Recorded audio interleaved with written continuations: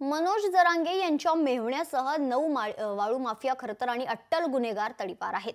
जालना उपविभागीय न्याय दंडाधिकाऱ्यांनी कारवाई केली आहे. मनोज जरांगे यांचा मेहुणा विलास खेडकर याचाही यात समावेश असल्याचे समोर आले. वाळूचे अवैध उत्खनन, वाळू चोरी, जीवे मारण्याचे उद्देशाने खरतर मारहाण, जाळपोळ, सरकारी कामात अडथळा इत्यादी गंभीर गुन्हे यांच्यावर दाखल करण्यात आले. तर मराठा आंदोलक मनोज जरांगे यांचा मेहुणा विलास खेडकर याच्यासह 9 वाळू माफिया आणि अटल गुन्हेगारांवरती तडीपाराची कारवाई करण्यात आली आहे.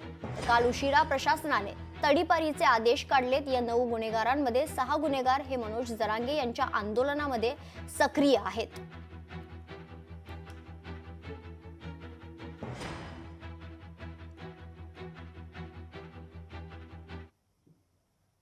एकीकडून धसांनी आणि एकीकडून मुख्यमंत्र्यांनी सांगायचं की आम्ही केसेस मागे घेणार आहेत आणि एकीकडून तुम्ही नोटिसा द्यायच्या आंदोलकात. तुमचा दुसरा काही विषय असेल ना, आम्हाला काही घेणं देणं नाही. आपण सरळ स्टेट काम आहे आपलं, पण आमच्या सरळ स्वभावाचा फायदा तुम्ही उचलायचा नाही.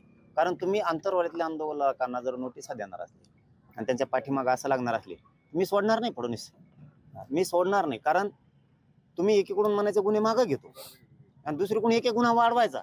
म्हणजे तुम्ही मराठ्यांना जर वेटीस धरायचा प्रयत्न केला तर तुमचा कार्यक्रम लावायला मला वेळ नाही लागणार. माझ्यासाठी कुटुंब महत्वाचं नाही. मी कुटुंब खाली उतरलंय आंतरवालीची व्यासपीठावून.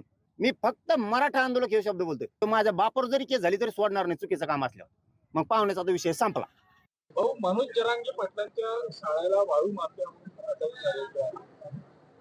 कोणाचा शाळा आहे किंवा कोणाचा नातेवाईक आहे याच्यावर कोणाला अटक होत नसते. जर काही गुन्हे केले असतील तर त्याच्यावर अटक होते.